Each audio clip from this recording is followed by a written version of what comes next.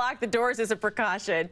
Police cordoned off the area. The gator eventually lumbered into the nearby woods. It's believed the gator came from a pond in the woods. Hey, thanks for being part of Morning Express. Up next is Raising America.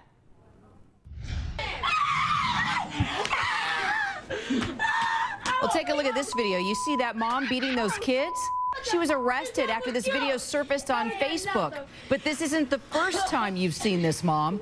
Raising America starts right now.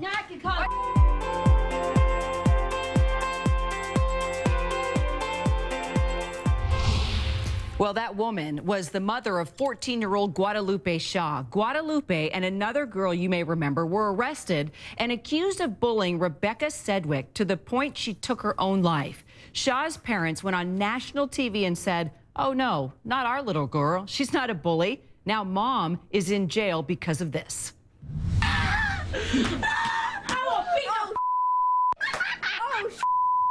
It's Vivian Vosberg, and she's punching two boys with her fists and cursing at them.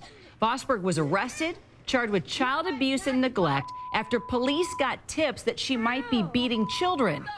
Well, we now see where Guadalupe's mean streak may have come from. On the panel today, attorney Tanya Miller, investigator Charles Biddlestat, Susan Hendricks, and in New York, psychotherapist Robbie Ludwig. Kind of all makes sense. Didn't we say something was going on in that family dynamic? Something at home may have been projecting onto the other girl. I mean, what do you think of that? That's typical. I mean, I think that is probably typical when you see kids at this age, at 14, I guess Guadalupe was, bullying like that so aggressively with very little empathy for the person. There's typically something going on at home. They're learning that. Yeah, that is a learned behavior. And don't forget, I mean, it was her daughter that was putting out messages saying, "I know I bullied Rebecca, and I don't give a blank." That's right. Remember? And that's what made Sheriff Grady Judd go after her. And then he made a call out to parents, a shout out to parents saying, look, you're responsible for your kids' actions. Now we see what was going on. I think you learn compassion and empathy at home, even at the age, I think, of 5 and 6. You see the kids who are acting out at school, and maybe they're seeing something maybe not that extreme, but the empathy is gone with bullying and the sympathy for people. And we saw that, I don't give a blank. Right. And now it was quite a switch from the mom we saw on national television. Remember this interview? To the best of your knowledge, is your daughter a bully? Do you think she bullied this girl, Rebecca? No. No, she didn't. I always check her Facebook. I know her password, you know. She never once, you know, bullied this girl online. I don't think it's fair for me and my husband to be, you know, punished for something that they're saying that my daughter did, and my daughter's being punished for something that she didn't do. Boy, Robbie, it's like she just straight out lied on national television. She did straight out lie, and clearly this was a mother who was interested in protecting her own interest and not really exploring the dynamics. I don't know what her awareness is, but very often when a child is in an abusive home where they see abuse going on, they make a decision unconsciously. Am I going to be the abuser, or am I going to be abused? Am I going to be the victimizer or the victim?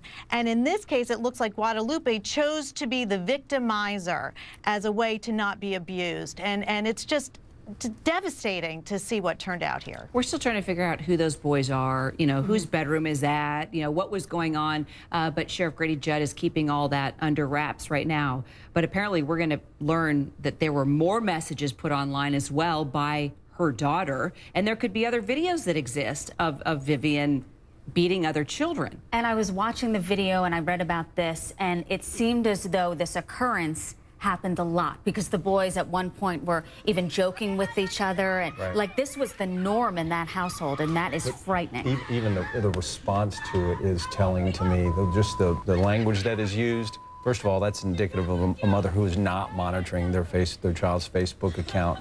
Like my kids, I've always told them, don't ever put anything on there that you wouldn't want to your parents to read. Or she sees an it and employer, doesn't potential care. employer. She doesn't Exactly. care that her daughter was putting these horrible messages out and cyberbullying this young gal. I mean, this is why I think this is the strongest piece of very public information for why you have to aggressively deal with bullying. Why I think it's absolutely appropriate, not only for schools to take action against kids, but for law enforcement to get involved. Because typically when kids are bullying and behaving the way these girls were, there is something going on at home. Now we see that this kid was growing up in an abusive environment, and it explains a lot. Yeah, well, go ahead. I applaud the sheriff's proactive efforts. Oh, I mean, I think this yeah. guy is sending a strong message that's going to have far-reaching implications. And I talked to him today. He's hoping it's going to have a domino effect. I hope so. Because he's the one wanting to hold parents accountable as well as these kids for cyberbullying. Right. And Rebecca, by the way, would have turned 13 on Saturday. Her mom posted a birthday message to her on Facebook. Now, here's something nice that was posted on Facebook.